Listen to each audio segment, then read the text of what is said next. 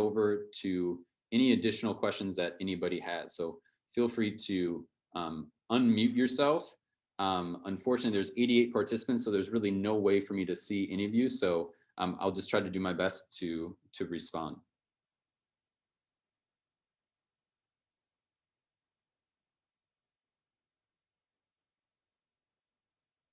Looks like Julie, on your phone, you have your hand raised.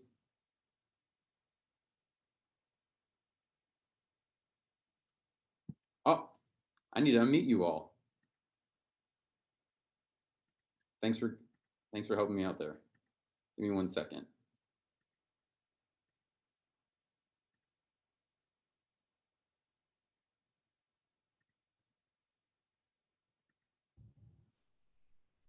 So if you need to, you should have power now to unmute. Yeah, see, and I wasn't going to go on video, but now you get to see my messy kitchen. Thanks, Oh, Mr. all right, but you can also leave the video off if you want. But I couldn't have told you we were muted. That's why I turned it on. I appreciate it. Thank you so much. Right. Okay, so my question is, and maybe you kind of addressed this, but I might have missed it. So you had mentioned before, so if the cohort A and B, or cohort A Tuesday, and then cohort B would go on Thursday and Friday.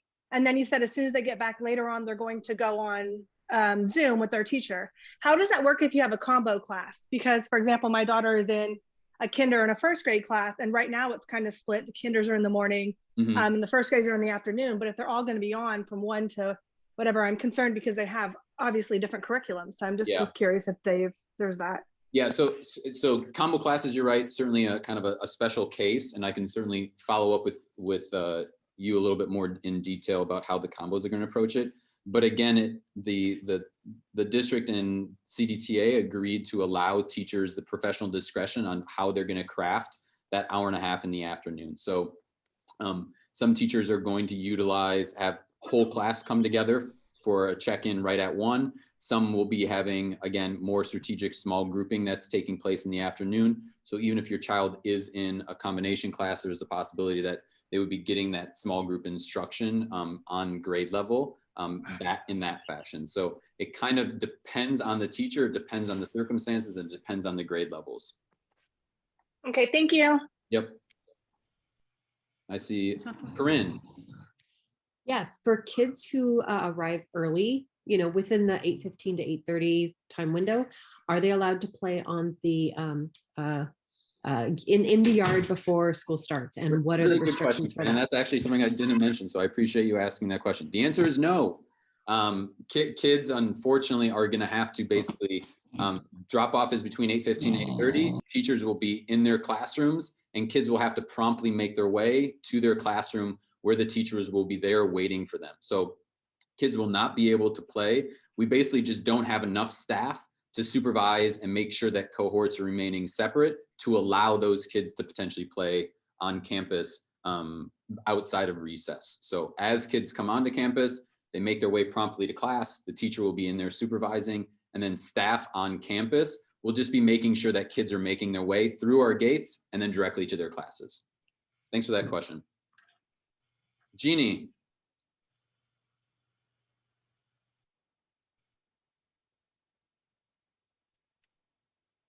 Jeannie? No? Okay. Sherry.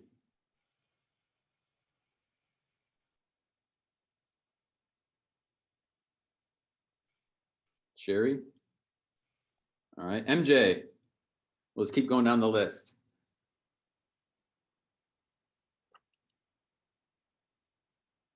Let me see. Maybe some people will... There you go. You should be good. Oh, cool. Thank you. Edge case, what happens if it rains? What happens to snack time, etc.? So snack time we'll probably just do is we'll utilize some of the space outdoors underneath like the eaves for kids to sit down. Snack time, I mean, rainy days are always kind of a special circumstance, but we're going to have, you're right, we don't want students necessarily removing their mask indoors. And so we're going to have to kind of problem solve those particular circumstances. We did just recently purchase through Home and School Club some outdoor covered canopies that potentially we could utilize for that type of stuff. But what I envision is if you're familiar with our kind of near a blacktop. We have lots of benches that are underneath the eaves of classrooms that I could foresee us using kind of on a rotation basis for students and classes to come out, eat their snacks outside, even on those rainy days. Okay, thanks. Jake and Olivia.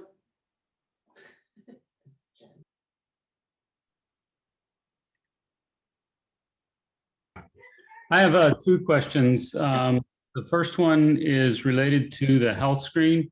You Yep. didn't next week that we're going to be notified of that, and is there a way to find out who is actually going to be the person that's already on the contact list? Yeah, I mean, I think probably the best way is if you're interested in finding out prior to the message going out next Monday, is just reach out to Darlis and Susan here in the front office, and then they can determine who's listed first on the contact, because that's basically what That's a good question. What the district is doing is pulling directly from our Power School. So it's whatever number number email that has been listed in Power School first gets pulled. Okay, So and reach out to them. you indicated we'll be doing it all next week. Will that also be, and for the following week when we have to start doing it, will we have to do it for the Wednesday as well, which is all asynchronous? Yeah, the message will still get pushed out to you, and then you would just click that your student won't be on campus. There'll be an option that you will not be coming to campus that day. Okay, and the last question was related to the December survey that was sent out. Sure. In regards to return to campus. Yep. You need to re-ping or resend that survey out. The district might have to do that because there are people like myself who in December, it was clearly not clear enough or we were not comfortable enough to send our kids on site. Sure. But we are planning on them going back on the 18th. Mm-hmm. On the current status, current situation, current plans that the district has. So I don't know if we need to resubmit something, re-notify you guys of that or something else. You shouldn't have to. What is currently taking place is Carlina Grandi in our district's enrollment department is actually reaching out to all of the families. Because what we had also had said as a district is families who had opted out of a potential return would potentially have the ability to move in March. And so what she's doing is if you've clearly said that you're not comfortable with a return, they're reaching out to all of those families to determine if people are in fact comfortable making a return. So we have some movement taking place now. Because I'm pretty sure we said we were not comfortable, and I haven't seen anything yet. Okay. Whether or not we are, and we are planning to have them go back. And as long as your teacher has placed your child in the cohort and you've had open lines of communication with your child's teacher and they're planning to have you on either the 15th or the 18th, then you should be in good place, at least here with Bagby in terms of our processes and protocols. We are in the cohort B, so yep. we should. And then as long as you have open lines of communication with your teacher and you've shared that you're planning on having them back, then you should be all set. Okay. Thank you. That's it. Oh, you're welcome. Dylan. Hi there. So my son's in first grade, and sorry, that's my baby. For pickup and drop off, for pickup with the seatbelt situation, if he cannot buckle himself, is there a designated area you want us to pull over, or do we just kind of let him sit there in the car seat until we get out? Yeah, you can get out in a system and getting buckled in. So okay. there'll still be 2 lanes in the pickup area. So it really is a 3-lane pickup or loop. And so we're just taking over that nearest to campus lane, but there's still 2 others. So cars can still pull up. You can still get out of your vehicle. You could still assist him in buckling his seatbelt, and then other cars can either move around you or pull out around you. So that shouldn't be a problem. We want to make sure that he's safe before you pull out. Perfect. Thank you. Yep. Sherry, I think I see your hand up. Oh, I got to unmute you. I don't know what's going on. I thought I changed the settings and allowed everybody to unmute themselves. Did that work? Yep, you're good. Perfect. It's a 2-part question. I'm sorry, but this is my, a couple hours ago, I did a price call because I have a 6th grader there. So my first question is about Chromebooks. So I just found out at Price, they're getting Chromebooks. So what happens at Bagby? So Nikki's in 4th grade and been on a Chromebook. What, does he take that to school or not? Or Yeah, so it's kind of a twofold thing. And so I decided to kind of leave the Chromebook situation out of tonight because I really wanted to kind of just talk about the safety and the logistics of it. But since Okay. you asked the question, I'll do my best to answer it. So the His district. little hand. So Why the, are you talking to? if you can just make sure that you're muted, that way I can try to respond to everybody's questions. Thanks. The district did go to a one-to-one Chromebook for our students in grades 2nd through 8th grade. So Okay. if you said 4th grader, Yes. so your 4th grader, has your 4th grader been issued a Chromebook by the district? No. Okay, so then there's going to be a Chromebook here at school for them to use when they come to school, and you don't have to really worry about it.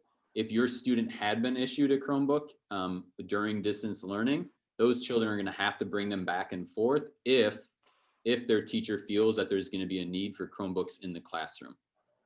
So that's going to be a separate conversation kind of later. It's a little bit different than I feel than the Price circumstance. I can envision that at Price, teachers are going to want those Chromebooks coming back and forth every single day. They are. They're changing classrooms. They're getting it like their first period of the first day. Yep. And so his younger brother, who's Nikki in 4th grade, was kind of worried about that and wondering what he's supposed to do. And because he's the studious one. Got it. So yeah, and because it sounds like he has a device at home already to support on his asynchronous days or Zooming in the afternoon, he won't have to bring a device back and forth. But a lot of our teachers also don't want kids necessarily coming to school only to then spend more time on screens. And so it can be kind of a teacher by teacher circumstance, but that's something that we'll talk a little bit more about. We're before not, he goes back. Yeah, we're not really planning on the 15th. We're going to have this Chromebook plan or iPad plan implemented, because I personally just feel that the priority needs to be about getting kids back on campus, getting back into the routine of coming to and from Bagby, seeing friends, that type of stuff. We'll deal with the Chromebooks and that stuff at a later date. Okay, then the second part was, so I was very impressed by your maps, by the way, of dropping off and all the colors and all that. When I drop them off, I did notice that you mentioned, and as I recall, because I've had 2 boys there, that Miss Smith is one of the classrooms that has a front entrance. Yep. Or has an entrance from the front yard of the school. Yep. So when he's dropped off, does he make his way to her classroom? Yep. Okay. So, and I'm assuming she's going to communicate before that day exactly where that is. There'll be signage, things like that. Yep. And so, I mean, that's going to be part of the communication that's coming out from individual teachers, is teachers showing kids where their classrooms kind of are. And so I think that will hopefully be part of those conversations that they have in the next week or two. Okay, perfect. Thank you so much. And you know what? I have to say, for the second Zoom meeting tonight, this was so good and so organized. I really appreciate it. Thank you.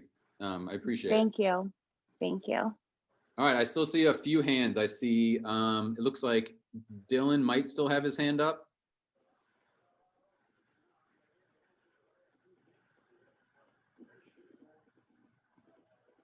Dylan, I just asked you to unmute. All right, no, I don't know how to use Zoom. We're good.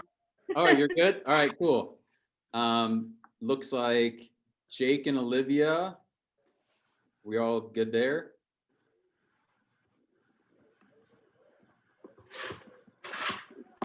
Oh, good. I forgot to lower the hand. All right, thank you. I appreciate it. David.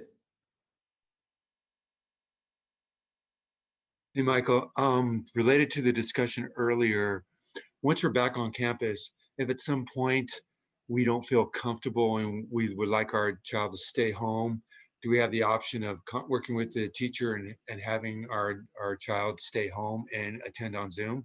Yeah, I mean, ideally, we want as much consistency as possible. But if there are very specific concerns that you have, feel free to reach out to me and we'll have a conversation for sure. That is part of the flexibility that the rooming and zooming approach gives us, is that it allows us to deal with exposures, it allows us to deal with people who are quarantined, and it also allows us to deal with families who have different circumstances or different levels of comfort. So we can have that conversation certainly if we need to cross that bridge. Okay, thank you. Yeah, no problem. ZP. Yes, actually, my question is similar to what David just asked. Like parents are not comfortable to send kid back. Mhm. So I'm wondering, like, can we still using Zoom until April? Because at So- that time, I think parents can get the vaccine. Yep, and that is what the rooming and zooming approach is kind of all about. Is the district surveyed families back in December about their comfort level with a return during the red tier. We're in the red tier now. We don't know how long we'll be in the red tier, but what the rooming and zooming allows is for families to make the decision that you feel is best for your family and kid. So that's what it's for, and so you're welcome to continue to use it. Just make sure that you have open lines of communication with your teacher, so that they're aware of kind of when you're anticipating a return to on-campus instruction. Sure, thanks. Debbie?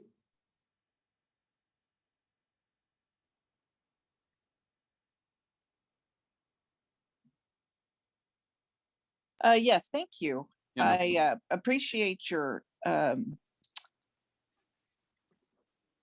presentation this evening. It was very informative. But my question is, with the zones for recess, will they be clearly marked?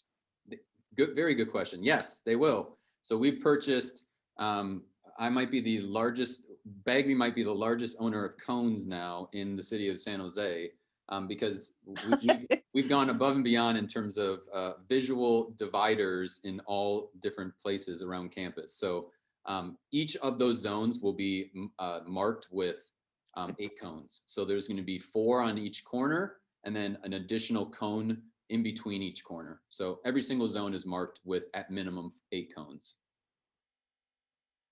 Awesome. Super. Thanks for the question. Thank you. You're welcome. Mhm. Niar and Subi. Hold on, let me see if I can ask you to mute. First of all, Mr. Krach, thank you so much for organizing this, and it's really so informative, and we really appreciate your time on spending on this. You're so welcome. Yeah, so the question was like, do you have some window, like if everyone just comes at 8:15, it will be too much, like they will be just crossing each other. So is there any window that a school gate might be open if teacher is comfortable that from 8 to 8:15 you can drop off, or some kind of window, because class start at 8:15 and earlier we used to have the time being in the lawn or other places, other different areas. Yeah. So how does it look like this year? So yeah, let me just clarify. So drop off time. So we're going to be doing a slight schedule change. So as we transition to the hybrid, there's going to be a slight shift. And so as of right now, check-in time on right now during distance learning starts at 8:15. What's going to be changing is that check-in time is going to shift to 8:30. So drop-off time is 8:15 to 8:30. And so there's 15 minutes for you to come on to come to campus, drop your daughters off, for them to make their way to class. And then at 8:30, their teacher will start instruction for the day. So there's still 15 minutes. It's just we're shifting everything kind of back from 8:15 to 8:30 in terms of the official start. So that's why there is that 15 minutes at drop-off time. Sure, makes sense. Thank you so much. Yep.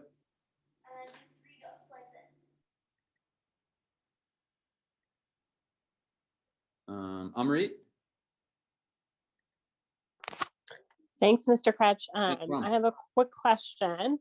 With spring break coming up, how is the district going to address travel plans and families traveling during that time and coming back to campus? Yeah, good question. So I get answers twofold. So one, part of just kind of the community's efforts and making sure that we're taking care of one another is all of us kind of collectively acting as individually responsible as we can.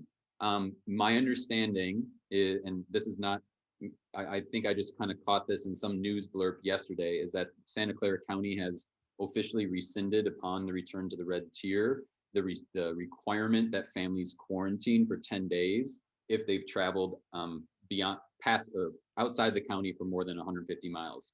Now that was a requirement previously. It's no longer a requirement, but it's still a strong recommendation. And so the recommendation going into spring break is that our families, please continue, if you're traveling outside of the 150 miles, that you're doing your part to be safe while you're doing those travels.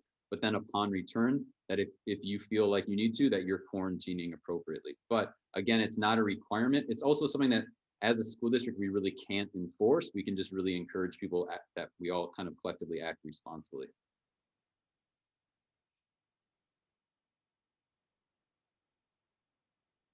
All right. Ava? Hi. My name's Inger. I'm Ava's mom. We have 2 older kids that go to Price. Mm-hmm. And of course, the start time is the same time. Yeah. And so I could foresee there being a little bit of a log jam, very much so in the beginning, at least. Yep.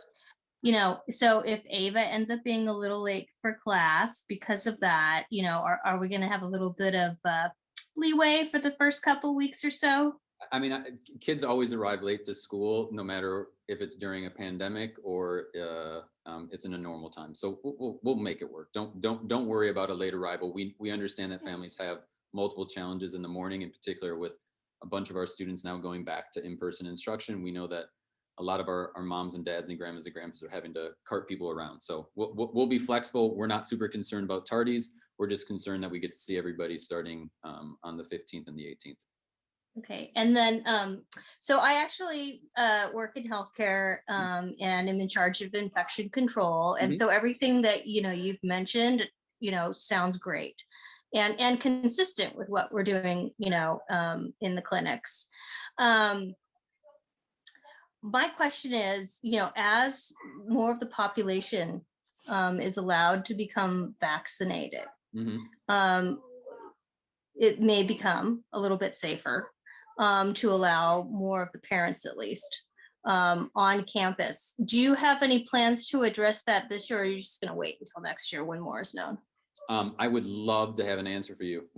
I think you know that Bagby is a place that is driven by an amazing parent community and family community. And so we want to have our parent volunteers back as soon as possible. We're just kind of presently restricted by kind of county health guidelines. And so I personally want all of you to be back and volunteering in classrooms in the fashion that you would like to as soon as possible. But I don't know, and nothing's been shared with me to know that whether or not that's going to happen this spring or into next year. But then again, it seems like we're kind of all operating on 2-week cycles where conditions change so rapidly one way or the other that, I mean, it certainly could change and we could have people back on campus sooner. Thank you. Yeah, you're welcome. Thank you.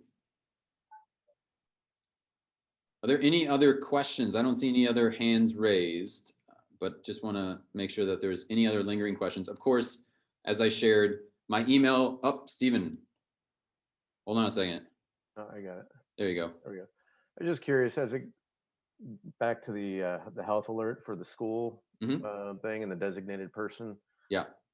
If it is whoever the primary, we've got kids at 2 different schools at Price as well. So is the platform, I assume, is the same for the district? So would that person be contacted for both children, or could one be for one school and one be for the other? You could totally do that. You would just need to let each individual school know who you want to be the primary contact, so that when Qualtrics polls daily as to who the contact is, they're pulling that primary one from the school database. Okay. So if you have a student at Price and since you have one with us, I would just reach out to both front offices and say, I would like to be the primary person for this kid, and so in your partner for the other one. Okay. I mean, it's not that big of a deal, but it might make it makes sense though. Either. So, yeah. Okay. Thank you. Yeah, you're welcome. Again, I'll be sharing out the presentation via YouTube on Friday in the banner along with the slide deck. Yeah. But if anybody has any additional questions, once you do receive the slide deck, feel free just to fill out the question form and I'll try to respond. Additionally, feel free to just always email me. I'm happy to respond to an email, or if you would like an opportunity to have a few minutes of my time to talk over the phone, I'm happy to have conversations. I've had quite a few of them during the course of the spring with different families about different decisions that they need to make. So happy to continue to do that for the community. Christine, it looks like you've unmuted. Do you have a question? All right, maybe not. Well, without, if there aren't any other further questions, thank you all for joining me this evening, and looking very forward to seeing all of your kids back here on campus, starting next week with our special ed students in our SDC classrooms on the 8th, and then cohort A on the 15th and cohort B on the 18th. Thanks again. Have a great night.